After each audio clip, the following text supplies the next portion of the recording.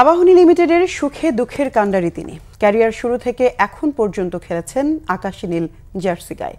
মোসাদ্দেক হোসেন সৈকত ক্যারিয়ারের শেষটাও করতে চান এই ক্লাবেই। আরও একবার হাল ধরেছেন ভগ্নপ্রায় আবাহনীর। রেলিগেশনের চোখ রাঙানি উপেক্ষা করে দলকে এনে দিয়েছেন শিরোপা। আবাহনী ৩২ নম্বর জার্সি, মোসাদ্দেক সৈকত যেন একে অন্যের সমার্থক। মনির হোসেন খানের রিপোর্ট। একটা সময় ক্রিকেটে ছিলেন মোহামেডানের নান্নু, আবাহনীর আকরাম। পেশাদারিত্বের ঢোল বাজিয়ে সে যুগ গত হয়েছে অনেক দিন। ফেলোকরি মাখোদেলের যুগে ক্লাব ক্রিকেটে কে কোন দলে খেলেন খবর রাখে কে? উজ্জ্বল ব্যতিক্রম মোসাদ্দেক হোসেন সৈকত। এক যুগ ধরে আবাহনীর কাণ্ডারি। অভিষেকের বছরই আবাহনীকে বাঁচিয়েছেন রেলিগেশন থেকে। তখনও কৈশোর পেরোয়নি। দিন যত গেছে তার কাঁধ চওড়া হয়েছে। আবাহনীর নেতৃত্বের ভার পড়েছে কাঁধে। অনেক তারকাই এসেছেন আবার চলে গেছেন, থেকে গেছেন সৈকত। আমাদের একজন সাইনিং প্লেয়ার যদি আপনার টিম থেকে আরেক টিমে চলে যায়, সেটা আপনার জন্য টিম মেক করা আবার কঠিন হবে। তো একই সাথে আমার দিক থেকে কোনো প্রবলেম ছিল না, কারণ আমি প্রফেশনাল ক্রিকেটার।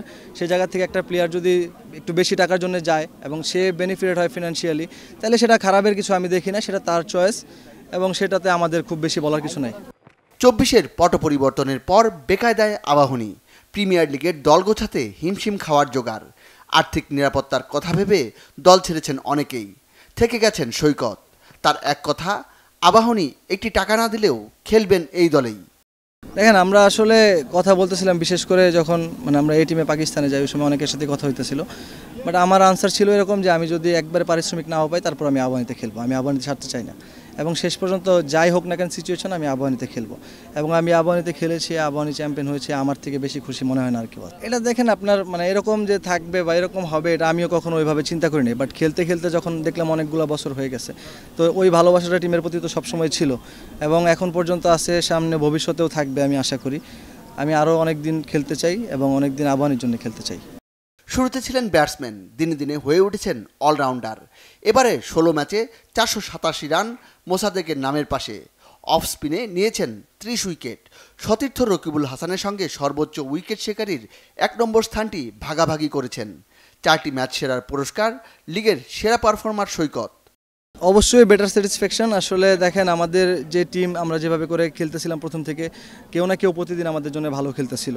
সেটা ইয়াং থেকে শুরু করে যারা টিমের সিনিয়র ক্রিকেটার ছিল, সবাই ভালো খেলছে। তো সেই কন্ট্রিবিউশনগুলো আমার কাছে মনে হয়, যখন আমাদের সুপার লিগে আমরা আসছি, ওই কন্ট্রিবিউশনগুলো আমাদের সবাইকে কনফিডেন্স দিয়েছে যে আসলে কেউ না কেউ আছে যে কিনা খেলবে। আমাদের ওই বিশ্বাসটা সবার উপরে ছিল এবং একই জিনিস সেটাই প্রতিফলন হয়েছে মাঠে। আমরা চ্যাম্পিয়ন হতে পেরেছি এবং ভালো খেলেছি। গত ১০ বছরে ঢাকার ক্রিকেটের সবচেয়ে ধারাবাহিক পারফর্মার, তবে জাতীয় দলে অনেকটাই ব্রাত্য। অথচ ১৭তম টেস্টে জয়, প্রথম আন্তর্জাতিক টুর্নামেন্ট জয় থেকে শুরু করে বাংলাদেশের অনেক বড় অর্জনে আছে তার অবদান। কোনো অভিযোগ নেই, আছেন আরেকটি সুযোগের অপেক্ষায়।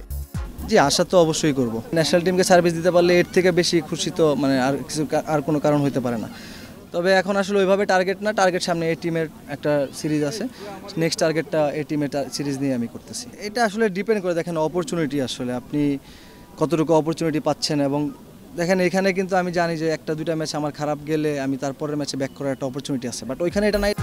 এই যুগে ওয়ান ক্লাব প্লেয়ার খেতাবটা জোটে না অনেকেরই। একমাত্র মোসাদ্দেক হোসেন সৈকতই বলতে পারেন, আমি আবাহনী। মনির হোসেন খান, বাংলা ভিশন, ঢাকা।